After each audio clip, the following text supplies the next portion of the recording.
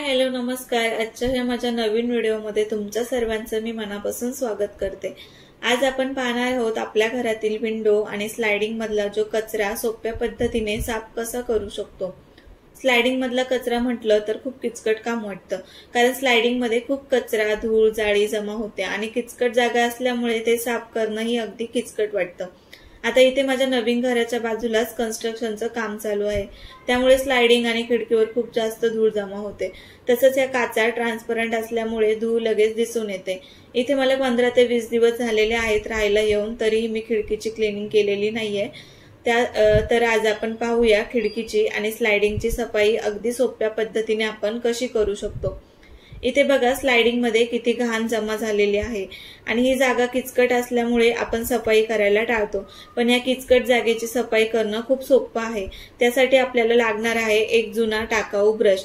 आता माझ्याकडे हा मोठा ब्रश आहे, तर मोठ्या ब्रशच्या साहाय्याने मी सर्वात अगोदर बाजूची जी जागा आहे ती म्हणजे जागा मी इथे साफ करून घेते। तर फ्लोरिंग साफ करायच्या अगोदर ही वरची बाजूची जागा ती साफ करून घ्यायची, जेणेकरून म्हणजे तो कचरा खाली पडला जाईल आणि त्यानंतर मग खालची फ्लोरिंग आपण साफ करायची। तर इथे तुम्ही पाहू शकता एक आपल्याकडे असा जुना ब्रश असतो, बरेचसे ब्रश असतात, तर त्या ब्रशचे अशा प्रकारे आपण उपयोग करायचे आहेत। तर त्या ब्रशच्या साहाय्याने स्लाइडिंग मधला सर्व कचरा जो काय आहे ना तो मी जमा करून घेते। इथे तुम्ही बघू शकता वरतून दिसताना तर एवढं वाटतही नव्हतं की एवढी घाण असेल, पण साफ करताना आपल्याला कळतं की खरंच खूप घाण आहे। तर तो ब्रश ना पूर्ण असा खाली पोचत नव्हता, त्याच्यामुळे पूर्ण घाण निघत नव्हती। तर त्यासाठी मी इथे एक छोटा माझ्याकडे ना पेंटिंगचा ब्रश होता, त्याच्या साहाय्याने मी इथे साफ करते। इथे तुम्ही बघू शकता म्हणजे त्या ब्रशच्या साहाय्याने ना म्हणजे जो खालचा कचरा आहे त्याच्या अगदी अशी जाळी जाळी निघत आहे। तर खूप जास्त प्रमाणामध्ये ना घाण त्या स्लाइडिंग मध्ये अडकलेली होती। तर ती सगळी घाण मी अशी ना त्या ब्रशच्या साहाय्याने जमा केली आणि स्लाइडिंग मध्ये जो काही अडकलेला म्हणजे जो मोठा मोठा कचरा अडकलेला आहे ना तो कचरा असा आपण बाहेर काढून घ्यायचा आहे। तर इथे तुम्ही बघा त्या ब्रशच्या साहाय्यानेच मी सगळ्या ज्या 4-5 स्लाइडिंग आहेत त्या स्लाइडिंग मधला कचरा ना इथे गोळा केलाय आणि किती तो कचरा निघलाय। म्हणजे कधी कधी केस किंवा असं छोटी मोठी धूळ जाऊन जाऊन ना त्याच्या अगदी असे म्हणजे मोठा त्याच्या असे जाळ्या जाळ्या तयार होतात। तर अशा प्रकारे मी त्या ब्रशच्या साहाय्याने ना पूर्ण अशा ज्या म्हणजे मोठा मोठा कचरा आणि जे जाळ्या झालेल्या होत्या त्या सगळ्या काढून घेतल्या। त्याच्यानंतर खाली एकदम छोटीशी अशी माती म्हणजे धुळीचे असे कण वगैरे राहिलेले असतात। खरं तर ते धुळीचे कण आणि माती काढणंच खूप किचकट काम असतं, पण ते किचकट काम अगदी आपण सोप्या पद्धतीने करणार आहोत। ते कसं तर मी तुम्हाला दाखवते। इथे मी मधल्या भागी ना म्हणजे जी काही माती आणि धूळ होती ती सगळी एका जागेवरती अशी जमा केली। त्यातूनही जो काही मोठा कचरा आहे तो मी असा बाहेर फेकून देते। त्याच्यानंतर ही माती काढण्यासाठी ना आपल्याला लागणार आहे एक छोटासा म्हणजे कागद किंवा मग आपल्याकडे पेपर वगैरे असतो ना तो पेपर। तर त्यासाठी आपण ही सगळी जी धूळ आहे ती अशी मध्यभागी जमा करून घ्यायची। त्यानंतर आपण इथे घ्यायचा एक छोटासा पेपर। तो छोटासा पेपर इथे तुम्ही बघू शकता स्लाइडिंगच्या मध्ये अगदी असा अडकून घ्यायचा।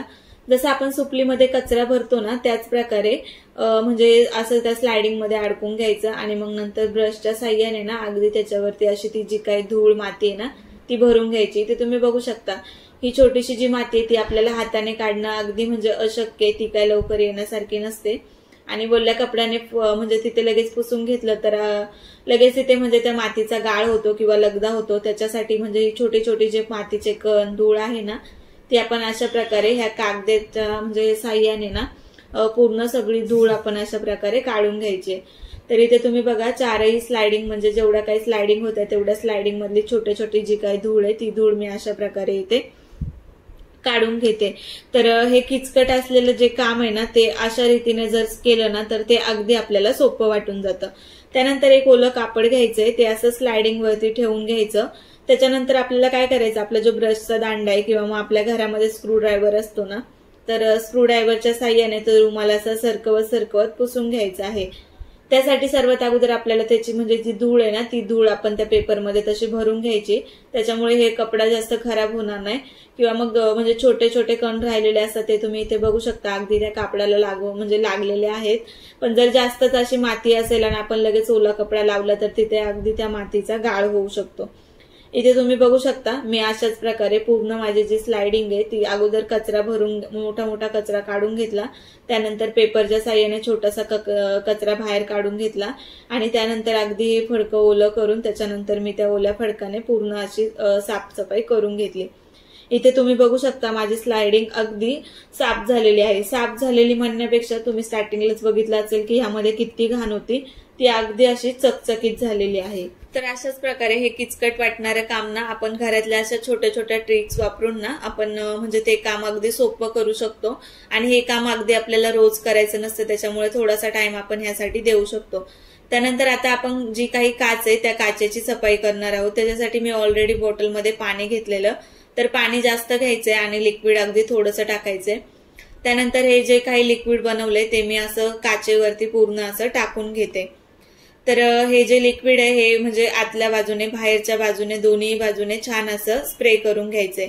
इथे तुम्ही बघू शकता म्हणजे गॅलरी असल्यामुळे ना बाहेरच्या बाजूने काच साफ करणं मला अगदी सोपं होतं, नाहीतर मग बऱ्याच बायकांच्या घरी कसं खिडकीच्या बाहेर लगेचच एक स्लायडिंग असते, त्याच्यामुळे बाहेरच्या बाजूने काच साफ करणं खूप अवघड जातं। पण मला इथे बाहेर गॅलरीमध्ये मी व्यवस्थित अशी उभी राहू शकते, बराचसा स्पेस आहे त्याच्यामुळे खूप इझी होतंय। तर मी आतल्या बाजूने आणि बाहेरच्या बाजूने दोन्हीही बाजूने छान असा स्प्रे सगळीकडून मारून घेतला।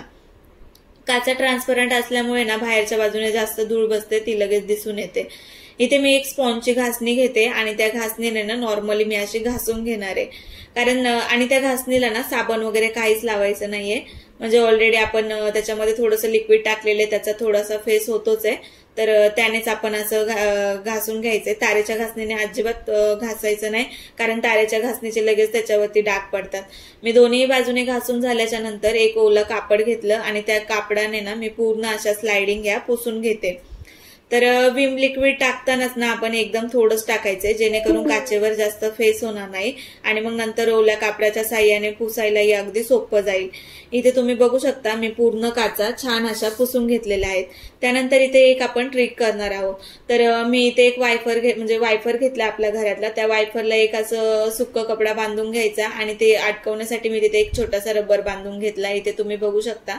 आणि मग नंतर त्या कापडाच्या साह्याने ना छान अशा ह्या पूर्ण खिडक्या कोरड्या करून घ्यायच्या। तर हीच आयडिया ना म्हणजे माझ्या नंतर लक्षात आलं, ज्यावेळेस आपण ओल्या कापडाने पुसून घेतो ना तर ओलं कापडही आपण अगदी लावून असं छान प्रकारे पुसून घेऊ शकतो। पण ठीक आहे, तुम्ही ही आयडिया करू शकता। तर मी ह्या कोरड्या कापडाच्या साह्याने म्हणजे वायफरच्या आणि कापडाच्या साह्याने पूर्ण अशा खिडक्या आतल्या बाजूने बाहेरच्या बाजूने छान अशा पुसून घेते।